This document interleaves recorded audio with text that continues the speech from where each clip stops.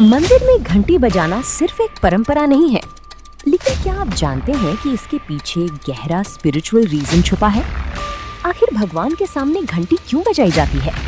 क्या ये सिर्फ श्रद्धा है या इसका संबंध ऊर्जा और मन से भी है? चलिए जानते हैं।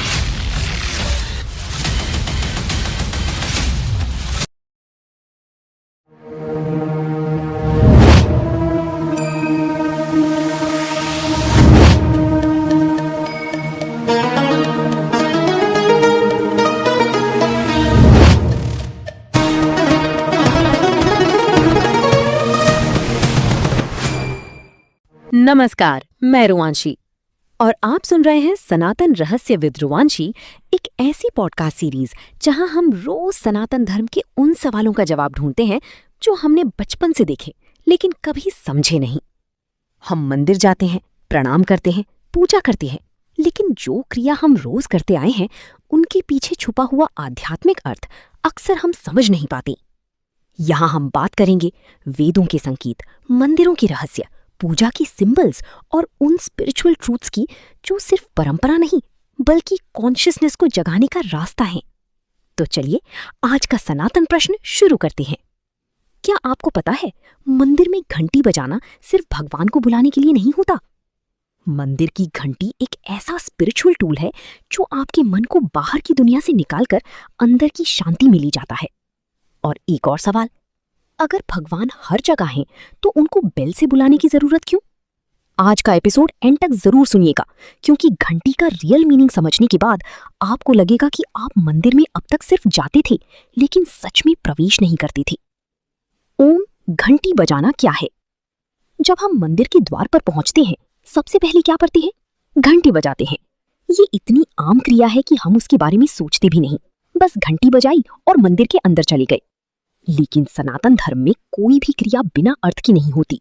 हर क्रिया एक संकेत है, हर क्रिया एक इनर मैसेज देती है। और घंटी का पहला मैसेज है, मैं आ गया। लेकिन ध्यान से समझो, ये ईश्वर को बताने के लिए नहीं, खुद को याद दिलाने के लिए है। यानी अब मैं दुनिया की शोर से निकलकर ईश्वर की स्पेस में प्रवेश कर रहा हूं। घंटी एक स्पिरिचुअल डोरबेल नहीं, घंटी एक इनर एंट्री पास है। ये बाहर की जगत से अंदर की जगत में प्रवेश का संकेत है। घंटी यानी साउंड प्योरिफिकेशन। सनातन धर्म में साउंड को बहुत पवित्र माना गया है, क्योंकि साउंड सिर्फ कान तक नहीं जाता, साउंड वाइब्रेशन बनाता है। और वाइब्रेशन मन को प्रभावित करता है, शरीर को प्रभावित करता है, स्पेस को प्रभावित करता है। इसीलिए हम मंत्र जपते हैं, इसीलिए हम ओम बोलते हैं, इसीलिए शंख बजाया जाता है और इसीलिए मंदिर में घंटी होती है।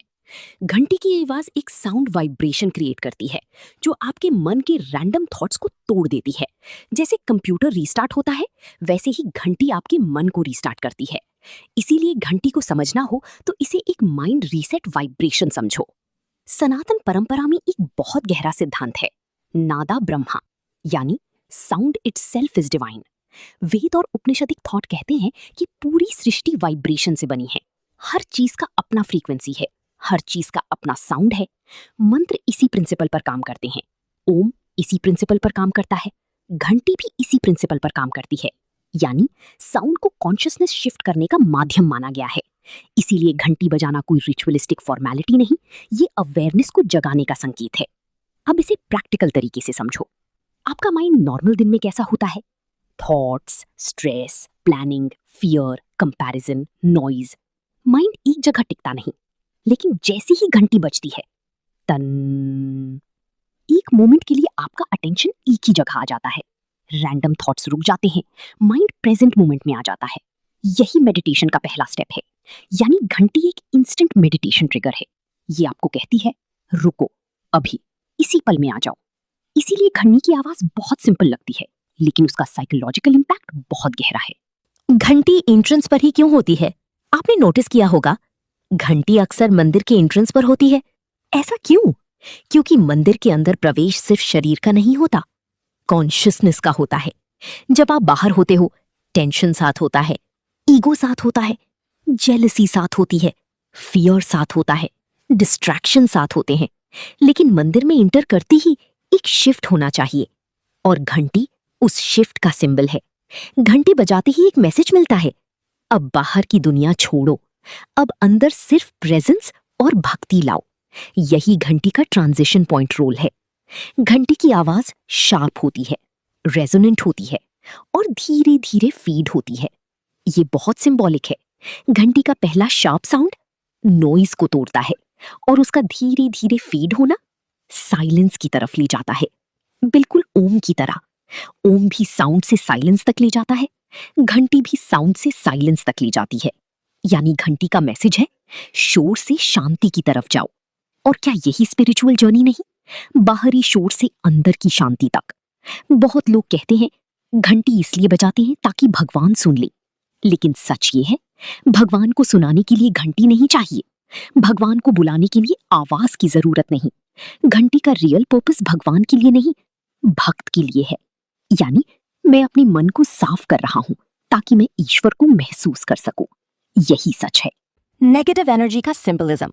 सनातन में माना जाता है कि घंटी की वाइब्रेशन स्टैग्नेंट या नेगेटिव एनर्जी को तोड़ती है। इस बात को दो तरह से समझो। सिंबॉलिकली ये आपके अंदर के नेगेटिव थॉट्स तोड़ती है। एनर्जेटिकली ये एक एक्टिव वाइब्रेशन क्रिएट करती है जो स्पेस को अलाइव बनाती है। चाहे आप इसे आध्यात्मिक समझो या सिंबॉलिक, एक बात पक्की है, घंटी आपको जगाती है। और स्पिरिचुअल पाथ का पहला स्टेप ही जागना है। Precious unseen knowledge. अब सबसे प्रेशियस बात, हम घंटी बजाते हैं लेकिन उसकी आवाज को सुनते नहीं, और यही सबसे बड़ा मिस्ड पॉइंट है। रियल प्रैक्टिस क्या है? घंटी बजाओ और उसकी वाइब्रेशन को 2-3 सेकंड सुनो, बस। अगर आपने ऐसा किया तो आप नोटिस करोगे माइंड तुरंत स्लो हो जाता है,